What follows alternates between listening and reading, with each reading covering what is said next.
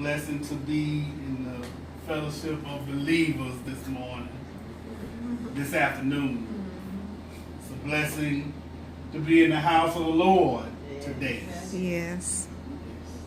It's a blessing to be able to walk into the house of God. Amen. Instead of being carried into the house of God. It's a blessing to wake up this morning to look down at the grass instead of up at the grass. All right. Amen. It's a blessing to be. Yes. And I'm very, very thankful. Thank you.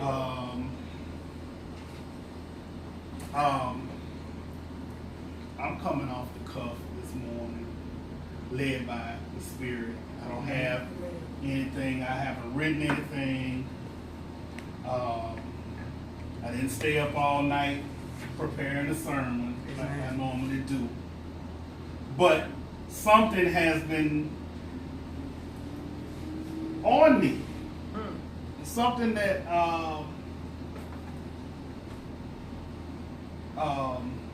I heard in a comedy stand-up monologue, and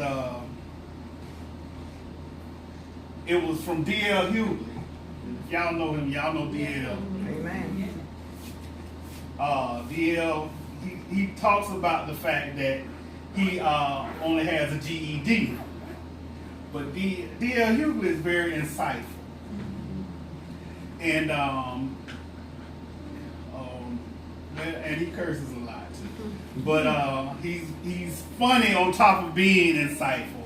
And there was something he said in his stand-up that made so much sense to me. And that's where I want to come from this morning. The title is actually the subject of my sermon is actually something he said in his stand-up. Now, I'm going to start out by asking, have you ever been called names? Mm-hmm.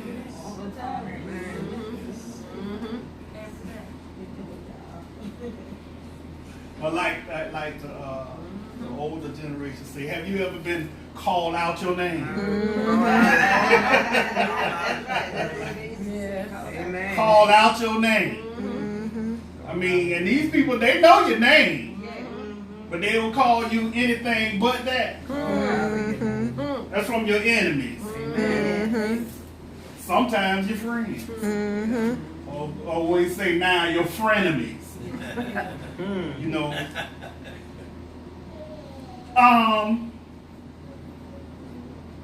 How they make you feel? Not good. Not good. Why? It's not my name. Call it out. Because when you think about it, you think that if your parents went through the trouble of selecting a name for you, you know you're owed that respect of having your name called. Is that correct? Amen. That's right. Well, I know Auntie Helen, and I'm getting to that. But you know, it is the ultimate in disrespect if someone knows your name and chooses to call you something else. And so you get upset because they know your name and they chose to call you something else. But you know what?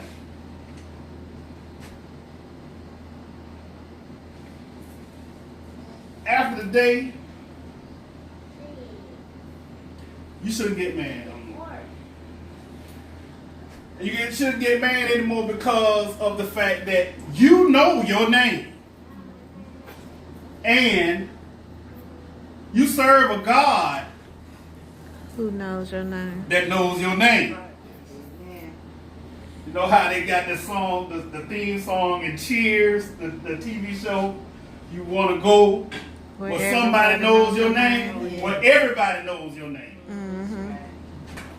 Where else does everybody know your name and they won't use it in a derogatory manner or think to call you anything but your name?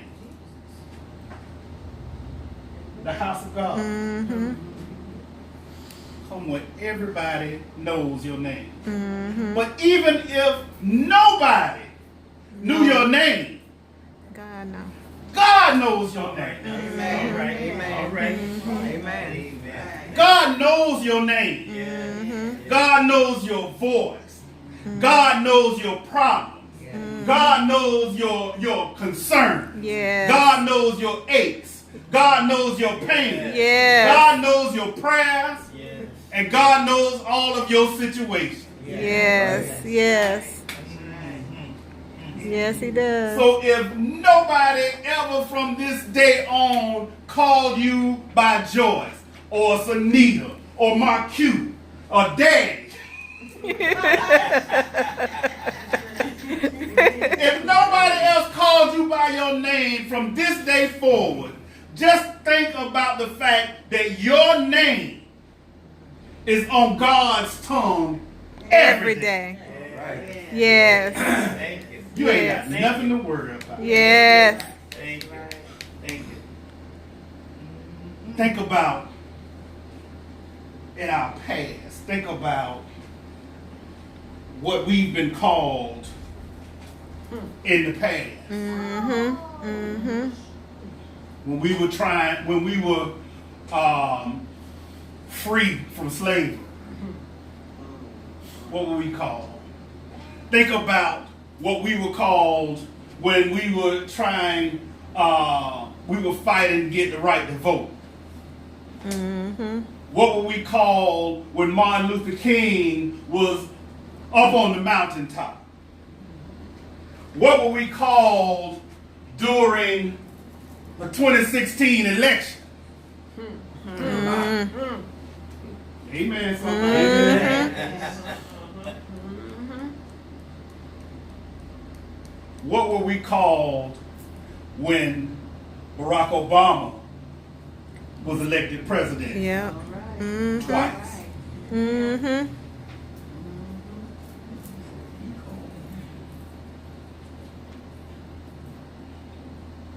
But the thing is, you can look back on the past, you can look back on what you've been called, you can look back on your name being called or some other derivative of your name. In that ultimate disrespect. But the thing is, because you are a child of God right now, you don't have to worry about that. And your feelings don't have to be hurt. You don't have to be upset. You don't have to be angry. All you have to do is look past it because you know who you are and you know whose you are. All right now. Yes. Yes. Amen. And D.L. Hughley was saying in his stand-up, he was talking about how when he was younger, there was some racial issue that had happened, and he went home and he was talking to his mom, and his mom was saying, he was trying to figure out, trying to get an understanding of why this was happening to him and why he was being called these names and why he was trying to figure out, well, I'm no different than anybody else and things like that. And his mom said, she basically told him, which is the subject of my message. She said, it ain't what you're called, it's what you answer to. Mm-hmm. Mm-hmm. Amen. Yes. It ain't what you're called, It's what you answer. it's what you answer to. Yes. So here we are in Matthew 26. And we got the chief priests, and they're looking for people to lie on Jesus. Amen. Now, ain't that something? The priests, not just any old priest, but the chief priests, the guys in charge, the ones at the top. They have the Son of God, and they're looking for people to lie on Jesus. All right now. Now think about that, because if you look at the situation as it stands today, All right. the chief priests, well, a lot of the chief priests are not looking for somebody to lie on Jesus. They're doing it themselves. And I'm going to leave that right there. All right. Y'all know what I'm talking about. Oh yeah. Yeah. Oh yeah. So they ain't looking for a middleman now. They become the middleman. They have become the ones. I thought I was going to leave it right there, but I'm going to say something about it. They have become the ones who find the lies. They find the lies themselves, so they can lie on Jesus, so they can lie on God, so they can line their own pockets, so they can get $1 million planes to fly around, so they can have these big churches. And when there's a flood in your city, then you won't even open the doors of your church to provide shelter for the people who have been flooded out of their homes. Amen. That's Amen. Amen. the kind of chief priest Say it. Say it. we dealing with right now.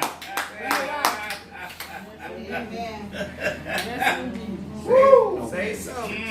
Now you being called a priest, you being called a pastor, you being called a spiritual leader. Yes.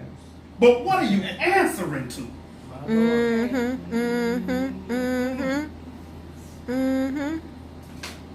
It ain't what you call, All right. it's what you answer to. All right. Y'all hear me? Amen. Yes. Come on. We hear you. Yes. And the high priest arose and said to him, verse 62, do you answer nothing? What is it these men testify against you? But Jesus kept silent. And the high priest answered and said to him, I put you under oath by the living God. Tell us if you are the Christ, the Son of God. That's another thing. The chief priests know that we have a God that is a living God. The chief priests know that God is alive and well. But you know what? The devil knows that too. Yes. And so what happens in these situations where the chief priests are looking for these lies to be told on Jesus, or the lies to be told on God, or with the chief priests who are now telling the lies on Jesus or telling the lies on God, what they're doing in that same instance is when they're telling their lies, they try to intersperse little bits of scripture to make themselves seem spiritually credible. Talk about it. But I ain't buying it, James. Don't buy it. I will not purchase the nonsense. Not today, not never. Right. And Jesus said to him, it is as you said. Nevertheless, I say to you, hereafter you will see the Son of Man sitting at the right hand of the power and coming on the clouds of heaven. See, Jesus ain't going to tell no lie.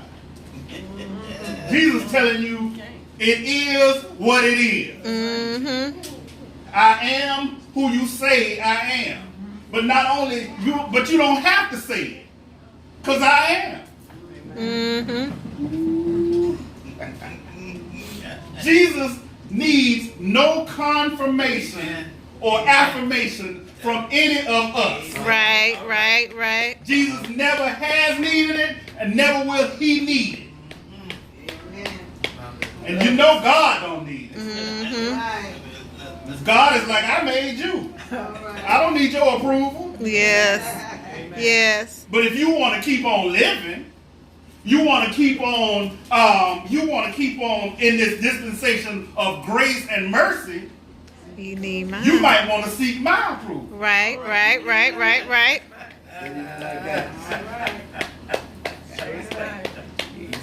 But the priests ain't doing that.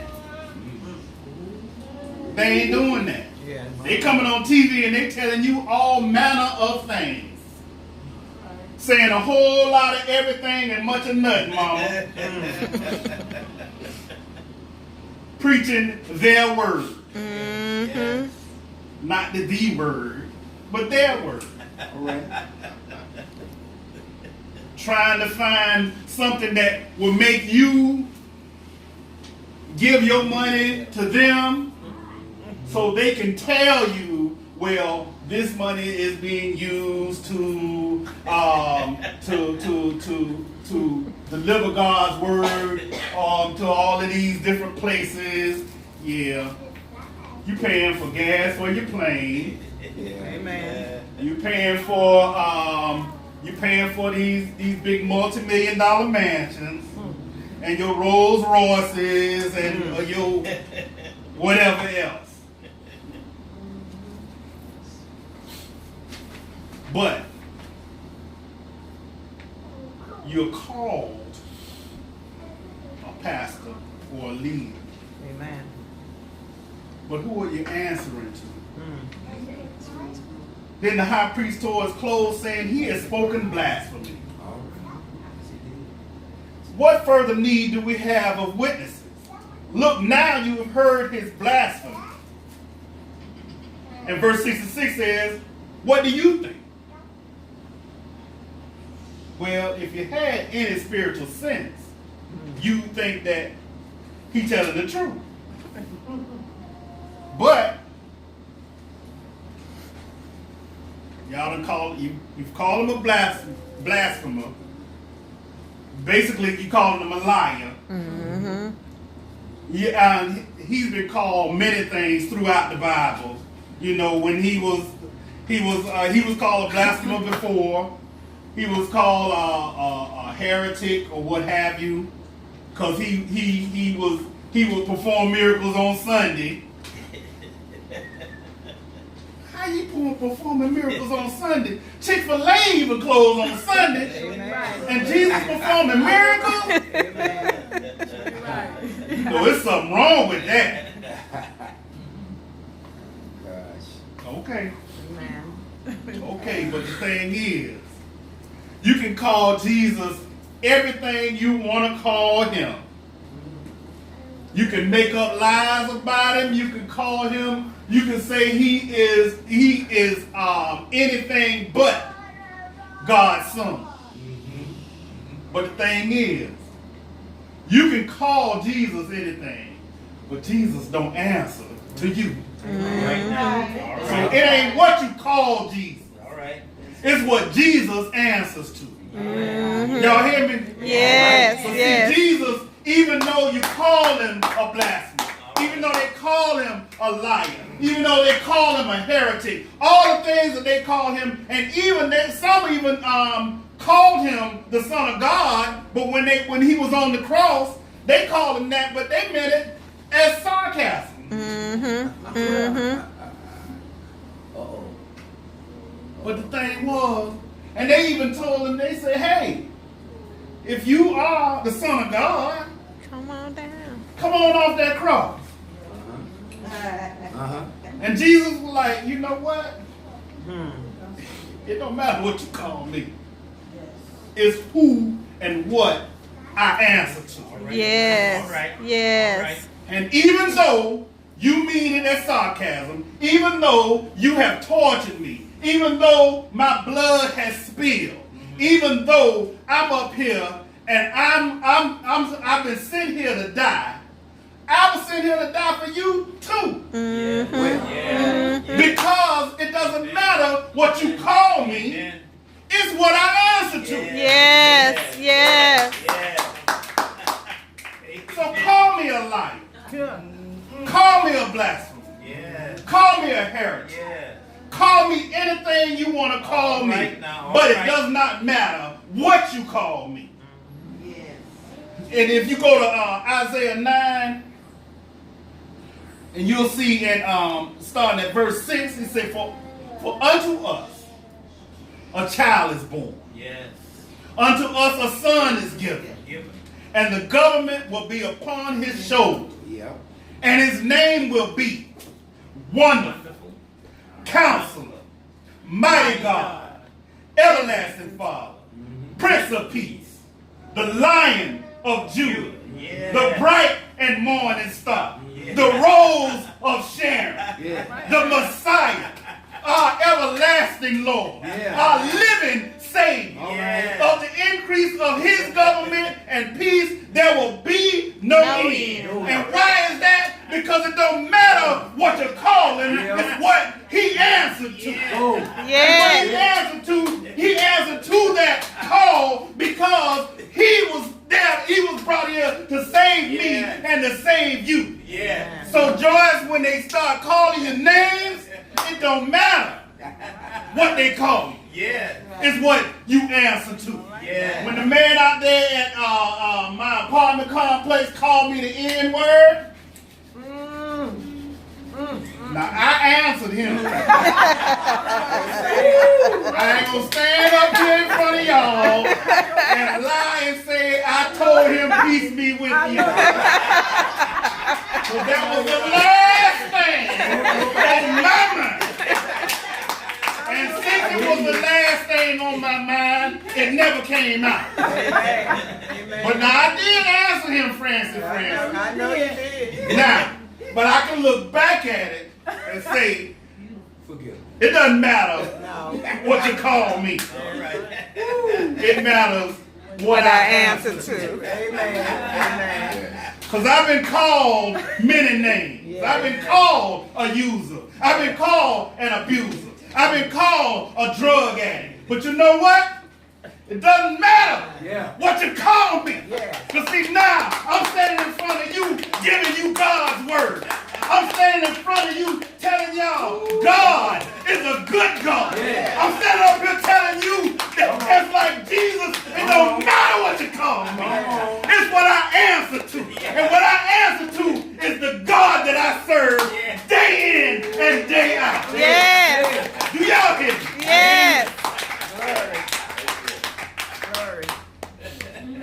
All right. New Philadelphia, it don't matter what you call. Y'all can be called a little church. Y'all can be called a church that ain't gonna build. Y'all can be called a church that don't have many numbers. But you don't have to worry about that. Because what we answer to is a church of love. What we answer to is a church of family. What we answer to is a church of unity. What we answer to is giving love to the community. So it don't matter what they say out there. It don't matter what they calling us. It matters what and who we answer to. Yes, sir. Do y'all hear me this morning? Yes, we do. Amen. Amen. Because God is the good God that we're going to serve day in and day out. We can be called anything and we can be called everything. We can be called everything but a child of God. But guess what? We already know we're a child of God. So whether they calling us everything out of our name, it don't matter what they call us. It matters what we answer to. And we answer it to God every day, all day. Day in, day out. Because God is the God that we're going to serve, and we're going to serve him until our days on this earth are done. And it's not going to matter ever what they say. Amen. Because we answer to a mighty God. Amen.